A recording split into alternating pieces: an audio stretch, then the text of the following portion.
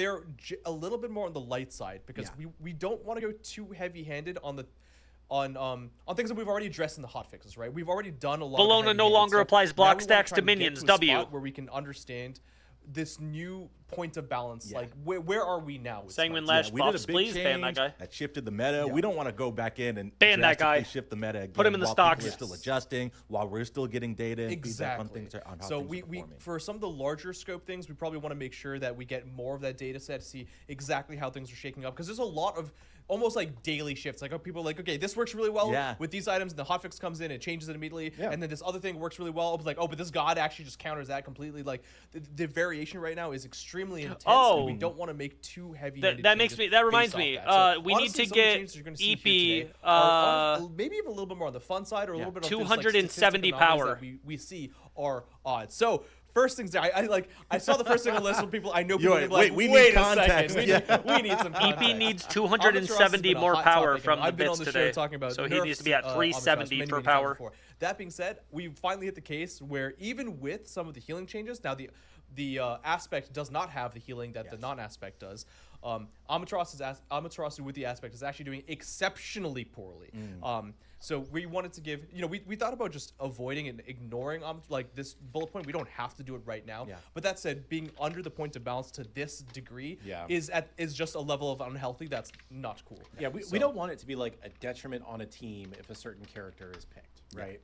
All right, he got his points. CP's at 370 after the what? She's harming a team. Somebody's running an aspect. 27,000 bits given today. Back from like playing when $270 worth of bits. What's changed, or if anything? And so so this is going to be a little bit of a increase on the basic attack damage, which isn't a whole bunch, but actually new components of the lifesteal, which allows her to play a little bit into some of the items, but not fully. And we did not want to give her any of the actual healing to kind of double down on what the non-aspect would be good for. Sweet. All right. Ares up next. I've been seeing Ares be a little bit of a menace in the queues over the past couple weeks, right? It's something that I think I talked about in the last Titan Talk, which is one of the things that didn't get nerfed alongside all the healing is actually just the stats heal per second. Health regen is very good. Ares' 2 has historically actually been sleeper OP, and now with the amount of healing that's in the game, he wins every game. Counter items and all, like the balance and the new especially at a high health level. Regen is a stat that we will absolutely be monitoring more. And Ares' 2, I think I remember I was watching a stream. They're like, I think Nico was saying, it's like, it's probably the most healing you can get out of an ability now. It's like, okay, well, it's wild. That is pretty crazy. We knew this, and we need to make sure it was felt by the community, and we can address it. So Call to Arms going to be decreasing the health regen. This is a huge one for Ares. If you guys saw me going going to be seeing a little bit of shield bash first, sometimes it's because you could apply block stacks to minions. It's not going to be any sort of which means if they were trying to clear it early after their ability, they couldn't clear it with autos. Shield bash no longer going to gain block stacks from basic attacking non-god targets, but bludgeon we're going to be increasing the spin damage. Yes, that's right. So shield bash, this was a kind of a +1-ish feature that came from Smite 1 to Smite 2, because this was not there before, and which got a lot of growing sentiment, especially from the ambassadors, talking about how like this actually just makes her not fun to lane against, because if she just stays in that form and goes attack speed, you're just never able to trade with her. Like it's just not a fun gameplay loop, and she can still do everything that she would normally be able to do. And she can't gain block stacks from attacking minions anymore. To balance, where it just felt frustrating, and it felt hard. No getting block stacks from attacking minions, and no more applying block stacks to minions. They changed that like one patch ago. Right. There was no. It wasn't like, oh, if you aren't attacking me while you're in this stance, then you don't get these block stacks. Just like, no, I can just get him, just attack some minions, Yeah. And then, because we didn't want to just nerf Bologna, we kind of just wanted to nerf this frustration point. We gave her a little bit more extra damage on a place that honestly is lacking. A lot of people are using the 1 and using the 3 right now. The 2 has fallen off favor almost completely. This isn't even on the slam damage. This is just on the spin damage, and it's just a little bit over incremental for the game. All right. Next up, Cerberus going to be seeing a fixed buff. Paralyzing Spit, the 1. Cerberus's heads can now be alerted before this ability is ranked. This is just a quality of life increase. This was an issue in Smite 1, and we kept it over. In fact, like we added extra effort to make sure that it was parity in Smite 2, but it's one of those things where it's like, you know what? Like this isn't that fun. Like you can do everything to make the abilities be alerted. All you have to do is have that ability ranked. It's a very small exception case. Like this should just be more obvious. Like this should feel more natural. A small little quality of life buff for Cerberus. Next up, we've got Hades also seeing a fixed buff. Talk to me about Hades, Clumsy. So Hades is one of those characters that we a lot of people might have assumed going into all these healing changes would actually benefit extremely highly, but it's probably one of the gods that has shifted like almost the least in the positive direction and is actually kind of underperforming because of that, right? There's a lot of people talking about how Anubis might be really good right now, but no one's really talking about how Hades is good. And we wanted to make sure that we don't just, buff him across the board. There was a time where he was already really strong. We've had to do some nerfs. That being said, Devour Souls actually just had a bug on it where it wasn't considering the base protections, I believe. And this might seem like it's a big bullet point, but I talked to Pon throughout this, and he was the one who implemented this, and it's like, it's not a whole bunch of healing, but it is just inaccurate. So we're going to fix that bug first. And we want to monitor based off that. Any sort of added healing is something that we want to be careful of, especially this where we are now. But this shouldn't really move the needle too much. Increased intelligence scaling. His combo-based gameplay is so inherent into his loop that we wanted to just help emphasize that a little bit more. If you're going into Hades, you should really feel that change, and right now most Hadeses weren't. If you want to go that hybrid or tankier build, you were feeling that, especially with the new items coming along. Hybrid Hades is still pretty good. And yeah, so we just want to see how this feels first. We're still absolutely going to be monitoring Hades to see how he feels post these changes. Sweet. Next up on the list, Hecate. Clumsy, you teased this on an earlier I did show. Tease this earlier. But we have got Aspect of Ruin, a non-conquest nerf. So Clumsy, for the people that missed that earlier show, talk to us about what's happening with Hecate's Aspect and how it's going to be implemented in the next update. So with this next update, we were doing our first, and honestly, hopefully not only, but only a very few times we want to kind of pull a lever of non-conquest balance. Well, that's why Hades healing on his 3 was genuinely just fucking nothing. Extremely bothersome and was causing a lot of frustration amongst the community, which understandably so, right? Like, there's amounts of balance and gameplay ideation that we do in conquest game modes, not what we feel out. But when that filters over to the non-conquest game modes to a point where it's extremely frustrating, we are cognizant of that. We talked about that even from the implementation of Hecate in the Aspect. This is the first time we're going to kind of pull this lever, and just it's a flat 50% reduction of damage in all non-conquest game modes. I kind of mentioned before that, like, we haven't done this before, and the tech behind this is simple but new to the point where we just want to make sure this works. Correct. So I want to give the caveat again. Let us know if you find a use case where this is broken. There might be a chance where we actually have to pull this out because of how quickly I implemented this and how rough we're kind of putting this into the system. It's simple, so it should cover all the cases. The ones that were odd were like, you have Conquest, you've got Ranked Conquest, and you've got Custom Conquest, and then those are the 3 that should be, untouched. Correct. And everything else should probably will be hit by this. Quick play Conquest and those kind of things, or co-op versus AI Conquest, that sort of thing should be fine. So if we want to go further into this, once this is proof of concept has kind of worked out, we possibly can. But I think this was the main case that was frustrating. And then things like after that, I think the only one that I had on my list to maybe think about was like Geb's Aspect as well. Benny's in chat, and he asks, would we ever consider buffing this in non-conquest in conquest now that we have the ability to nerf it? Absolutely, we totally can. Ah, nice. Let's see how this feels first. I think people were more upset that this aspect was frustrating in non-conquest game modes than they were upset that this aspect probably wasn't good enough in conquest itself. Now that we can, if we can split this and it works out well, then it gives us the ability to buff it too for conquest specifically. Nice. All right, next up on the list for God Balance, Hu Yi. Aspect of the Mark, going to be seeing a nerf. So basic attacks, we're going to be decreasing the unmarked basic bounce, decreasing the basic bounce range, and then decreasing the basic ricochet damage bonus as well. So this one was really interesting because, as you can see, it's just this. The Hu Yi bullet point right now is just the aspect. We had a look at the data, and I was slightly surprised myself. Aspect Hu Yi is performing exceptionally well, especially compared to the normal Hu Yi. That being said, it's not being played as often, so we have to keep that in mind. But to the point where it is being played, its win rate is quite high, above the point where we want to. If you want to farm free wins this weekend, I would recommend Aspect. There you go. Yes, normal Hu Yi is actually doing just fine, if not a tiny bit, above average, but barely. To the point where it could either deviate below the point of average or above. But the aspect was a standout, and we wanted to make sure, again, to hit the standouts. Cool. All right, next up, Hoonbat's going to be seeing a nerf here. Infused Strikes, we're going to be decreasing the strength per stack, And then Sacred Monkey, decreasing the strength scaling. Yeah, just one of those gods, like I said originally, doesn't really have much to do with the healing changes. One could argue that, find some kind of tangents and links that brings it back together. But yeah, Hunbots is doing well, and we want to hit the things that are doing well. This is just kind of flat hits across the board for the passive and for the 3. Yeah.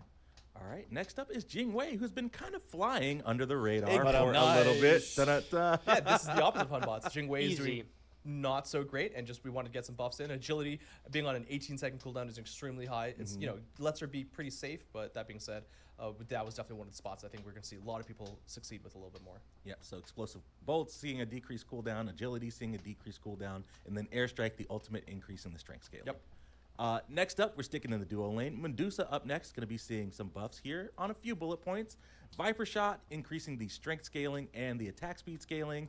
Acid Spray, increasing the intelligence scaling, as well as Petrify, increasing the int scaling as well. Yeah, so there's going to be a few places, but I think this is one of the primary ones where we're going to be trying to buff in a few different spots. You see a lot of bullet points here, but it's not really affecting the same builds, unless you go hybrid, of course, which most Medusas aren't. It's really just a little bit of focus damage increase on strength and a little bit of focus damage increase on the intelligence. There'll be another spot where you're going to see kind of a similar idea too. So just like we said before, Jingwei, Medusa, Hunbots, Rama, kind of just offshoot characters that are either performing too well or not well enough. Yeah. All right, up next is Rama, going to be seeing another buff. What are you guys worried about in terms of Jingwei? All they did was increase the damage of her ult by 15% scaling. So if you have 300 intelligence, that additional 15% means it's going to do an extra 45 damage on the ult. Adding a new feature, the first hit of Astral Strike. If you have 300 strength, which is usually you're doing an extra 45 damage on your ult. Rolling Assault also increasing the bonus damage. Rama's been pretty interesting because, like, what are we worried about there? Post his they basically, with that changed additive damage wise, I guess even then there was a slightly smaller roster where people found some. She's already success, super safe. But almost within a patch or so, we've almost had to do almost constant buffs. She's already super safe. He just hasn't really reached the point where he's ever been to the point where he feels good in Smite 2. So, hopefully this brings him there. Hopefully, she's already the safest ADC in the game. Buffs as well, especially when you consider how fast he can get the cooldowns back on his Astral Quiver, and even the 5% bonus damage is definitely nothing to scoff at. So let's see how this feels there. I would say, Rama players should feel. I'm not arguing that you didn't need that. I specifically was talking about somebody who said she already one-shots late game. I was talking about the damage, not the escape. All right, next up, and I believe last for gods is Zeus. Thunderclap now provides haste, which is a big deal. Is that and then lightning speed? Yeah, movement speed. Okay. Yep. Okay. Yeah. And then Lightning Storm, we're going to be decreasing the base Yes. damage, but increasing the intelligence scaling. So this is kind of what I was getting at with the Medusa shifts, where Medusas were buffs, but this is kind of just focusing in. So, Thunderclap I is also gonna be there. play It's more ranked than the anybody. Medusa effect Jingwei is is really never good in my when you wanna games. be So aggressive, if she was especially OP, with the in-hand she's gameplay. not being played at a But high level.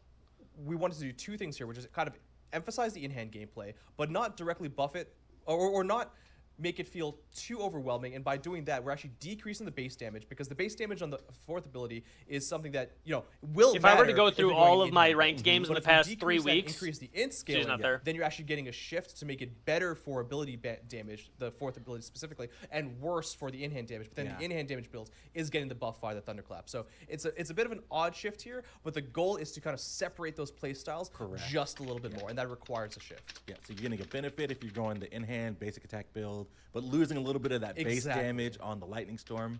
But if you're going the full intelligence build, you're going to get that extra scaling for a boost in damage. Right, totally. All right, next up, we are moving on to items. Yeah, and this is exciting for some believe the people. first thing, we've got a few starter items and starter upgrades to talk about. Yeah. So Vampiric Shroud up first, increasing the health and the God Health Restore and the God Mana Restore on Yes, this. similarly to what we talked about gods, we want to do the same pass on items where there's going to just be some things here that you're like, why Vamp Shroud in this, with healing and stuff like that? That's because it's the worst starter by far, and it is not even close. We wanted to make sure that it just brings back to the point of balance, because it just feels bad, and I don't know if there's ever a right scenario to purchase this item, even if you think it might benefit your kit. Like it wasn't the right item to buy. So now at least is closer to the point of balance. Will it actually reach compared to the other ones? We'll have to see. But now it won't feel like it's a trap, which is you're going to see that in a few different places. All right. Next up, Gilded Arrow, another starter item. We're going to be increasing the basic attack power. Yep, just another one that wasn't nearly as underperforming as Vamp Shroud, but was under the point of balance. Next up, Boomba Spear, which is the upgrade, is going to be seeing some increased attack speed. Yeah, so I think this was potentially one of the worst starter upgrades that were there. In fact, most junglers were still picking up like Boomba's hammer and upgrading that to because it was just the better option, even if you were going like Mercury builds, which is kind of interesting to see. Yeah. All right, and then that is it for starter items. On to regular items. We are in alphabetical order. Ancient Signet up first. We're going to be increasing the damage per level and decreasing the cooldown. Yeah, super small buff. Just kind of came out, released, was good for its time, but never really that interesting to buy, especially with all the new options that were out there. Never really fit in the bills. This is a slightly small buff, and we just want to see how this feels because it was okay. Like it's okay, never been great, and we want to just give it a little bit of love. All right, next up, Bancroft's Talon up next, increasing the intelligence and decreasing the bonus intelligence maximum. Yeah, so similarly to Vamshroud, this was another item where, like, even based on the changes that we made with all the healing, honestly was probably just a trap item. Like, you might have built it because you want to get all this, you want to go Typhon's Heart, you want to go... Yeah. In fact, like, I know there's some discussion on Typhon's Heart. Bancroft's was doing worse than Typhon's Heart, and even Typhon's Heart is one that we're thinking about if we want to buff or not. So Bancroft's Talon, not a complete buff in the sense that's, you know, you're losing out on the intelligence you get from the passive, but that's kind of prerequisite on being low in health. Now getting that buff kind of just as a stat line should feel a lot better. Yeah. And the intelligence that you're losing as well isn't the same. You know, it's a 5 intelligence game. Yeah. Right. Yeah. So it should just feel ubiquitously stronger. Cool. All right, next up, I went out of alphabetical order here because we have two items with the same change. Broggy's Harp and Sunbeam Bow now properly consider Titans as bosses for the reduced damage. Pretty self-explanatory. You know, we added the clauses for like the jungle monsters and some of the structures and stuff like that, but Titans technically was not encompassed into these, so now they are. Yeah, easy peasy. All right, back into alphabetical order. Contagion. An item that got a pretty big shift in Open Beta 15. Yeah. Going to be decreasing the max health because 500 is a lot. 500 is and then increasing the cost. Honestly, a little bit more than the slap on the wrist, but we're going to see a couple places where we wanted to make sure, you know, we don't nerf them to the point of making them irrelevant. We want to just make sure, especially when you couple some of these items, when they're by themselves, are actually not too bad. Contagion potentially even being one of them. When you couple them with other similar items, makes them all a little bit frustrating. So I guess that's like kind of a precursor and a spoiler to what another item that we might see here later. So that's just our thoughts on both of them. They're both going to get light hits, but coupled together, that should be a more sizable hit. All right, next up, Devourer's Gauntlet's going to be seeing a nerf.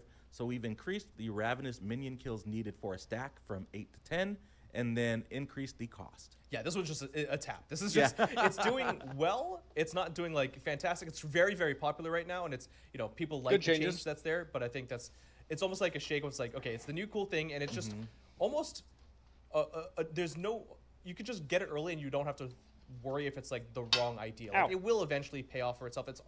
It will eventually just be good. But sometimes that's like, you know, people who don't want to min-max their items and just want to just think about, like, you know, this is never a wrong thing to buy. You can buy this early. You just want to give it a little bit of a slap there, and if we want to address this further on, kind of maybe spice up the item meta or anything like that, we can look at this again some more further. All right, next up, Heartwood Charm. We mentioned this on the show on Wednesday, but I have it here just to remind people we fixed an issue with this item, and it should now properly work when using an aspect that changes a god's healing abilities. So that should be fixed up in this update. Next up for balance, Leviathan's Hide. We're increasing the health per stack. Just a tiny buff there. You know, nothing really. Leviathan's is already good. Consequential. It was just under the point of bounce by a tad. Just health per stack by 2. Right, you can only get it every so often. Lightbinder seeing a small buff, just increasing the intelligence. Yeah. Again, actually, I think this was the worst tier 3 item in the game. To the point where it was like worse than certain tier 2 items, which almost never see that, because, you know, if you get tier 3 items, you're getting to the point of like the game where just generally for those to be worse than tier 2s is quite surprising. Lifebinder was one of them. I haven't seen Lifebinder in a long fucking time. Didn't want to just buff like the healing, shielding kind of aspects of it. Just giving it a little bit of love on the base stats should feel a little bit less painful to buy. Yeah, that makes sense. All right, next up, don't increase the healing or shield. The new shoes were doing so good. This wasn't the one that I was alluding to, but kind of does fit in the same vein. I think Regrowth Strider is definitely one of the items that is 5 protection better, nerf, you know, 5% movement speed nerf, on the tanky kind of movement duration by a second. That's good. The new items that we brought in, a kind of light tap in a few places. We did nerf it once or twice in the hotfixes as well, so we want to be careful of what we addressed here and like which ones have already been hit before and which characters are going to be using them. I'll kind of have like a last tangent point on that later on. So we want to monitor how this feels. We want to monitor how this Contagion and honestly Sanguine Lash, as we're going to get to, is going to feel. We're almost there. We don't want to nerf them all to the point where we just kind of go back. It's like, oh, we brought like 10 new items in, and now 8 of them are really bad. Yeah. Right? One of my favorite things to do in this patch is if you play Baron and you 2, and you get movement speed from that. Yeah. Plus, with Ringo Striders, you get more movement speed, and you're just zooming. You're zooming. It's very fun. All right, next up, here we are. Okay, Sanguine so Lash. right afterwards. A few bullet points here. So we're decreasing the lifesteal, decreasing the base health % damage, can now only damage humanoids. It won't damage the Totem of Coup, and now properly considers Titans as bosses for the reduced damage. Yeah, again, kind of light hits, I would say, because just by itself, Sanguine Lash is pretty good, but once you couple them with Regrowth Striders, with Contagion specifically, maybe with the Mystical Mail as well, that's when you start getting the compounding effect that I was talking about earlier. Are all of these items still together maybe too strong? Possibly. I'll reiterate one last time. We're going to continue to monitor. We don't need to nerf something into the ground. It's a fine nerf. We don't need to nerf stuff into the ground to where you can't build them. And then I guess that last kind of caveat I want to bring into if they've nerfed. Didn't see here is like I feel like most people. Yo, Demon, thank you for the sub, buddy. Like Hercules, for example. Appreciate you, brother. More of the healing, or Cernos, whatever. Like if I were to just look at this nerf, I would say this isn't enough. But also the fact that they've nerfed all of the items that go with it, it's pretty reasonable. Before we go to nerf them all at the same time, because if we do gods, like if you were to just say this is all they nerfed, I would go that's not enough. Honestly, they need to maybe nerf something else as part of it, like the dot damage or something. But considering they've also nerfed everything else too, that makes it fun. All right, and then I believe our last item. They've nerfed all the other items as a whole, so you know when you're in your builds, they've nerfed 4 out of your 6 items, right? It's gonna. And then we fixed the tooltip damage and the minion contribution to be the trans buff is good. Nobody's built that for a while. Fix there. Obviously, usually there's the choice between dev gloves and transcendence. Trans buff makes sense. Dev gloves being stronger, you're seeing less of a reason to buy transcendence. There's also a topic on like just mana items and the synergy of transcendence that we probably will want to address features we've talked about in previous Titan talks. But for now, just a little bit of love to at least make it comparable and not make it feel like it's just there's no reason to buy it. Nice. Sweet. Well, I think that is it for gods and items. I do have the conquest changes listed here. Yeah. We did talk about them briefly on our Wednesday show with Pawn. But just to reiterate, we've got some changes to the Totem of Coup. Now takes 50% less damage from gods outside the radius. We removed the reward that grants 1 cooldown rate per kill, and it has a new reward that is a +10 cooldown rate and +2 mana regen buff for 60 seconds. Plus, whenever you kill the Totem of Coup, it immediately refunds 15% cooldown on all your abilities. Yeah.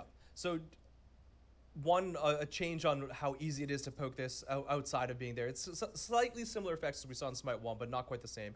I'm trying to think of we have talked about characters that are coming up. You know, this was discussed a little bit. It's like, okay, well, I almost don't want to say it. The next, one of the next gods. I know we talked about it already. But we have You're talking about Yorm. Okay. I needed someone else. It's like I've trained my brain to not spoil so much. It's like no matter what. It's like we had the gameplay. I remember in Yorm's first playtest was in the Soul Lane, and I just spat a puddle at the totem. I'm like, oh yeah, I remember how frustrating this is to be anyone else. It's like, okay, this is probably just a clause to make it a little bit even just stronger, even for melee characters to be in the Soul Lane, right? Like it's not like we don't want there to be a level of flexibility, but even just a small bullet point like this is just an extra bullet point in the favor of melee characters, and that's something that we want to be cognizant about again in Soul Lane.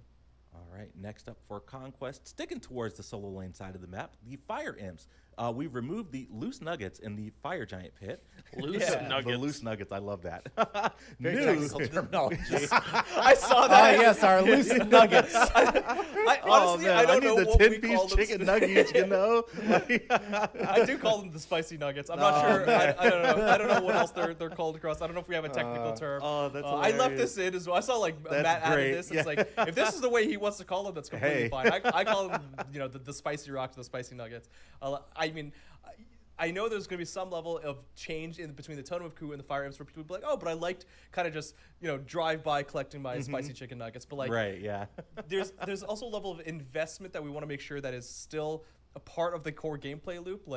And even with the Fire Imps and their rewards, you're getting a permanent strength, and even that's something that usually we stay away from, especially with how hidden those effects are. So same thing, that's more of a bullet point for Totem of Coup in the sense that you're no longer getting that permanent cooldown rate. It's more of a concerted effort. It's more of a concentrated effect. Fire Imps, we just kind of wanted to go one step there with like, okay, you're not just drive by getting free stats. It was something that we played around with, especially even like with the urns, you have the drive by getting free gold and stuff like that. We want to be, that feels more fair than just getting stats. You at least have to have a little bit of an effort here. Yeah. That being said, this should be a little bit more fun of a loop because there's more of them. They have a much reduced protections and strength. Obviously, the XP and gold reward because you're getting an extra one. And also, I'm assuming it's going to be one of the next build points, but we're keeping that the Fire Giant door open, right? So it's yeah, open right until 15 minutes. Yes, yeah, so this should actually allow the solo laners to kind of roam in and flex in if they want to collect some of this as well. So that should be, that was actually, a really fun idea that I think will bring a little bit more of an interest to both the junglers. Honestly, the mid lane sometimes too, but specifically the solo lane. Yeah, it's going to open up some more play and some more rotations to the, towards the middle of the map for, contesting that Fire Imp camp.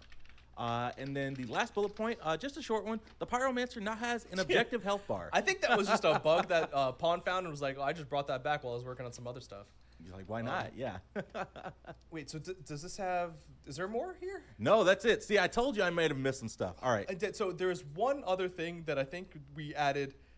Oh, no, wait. You know what?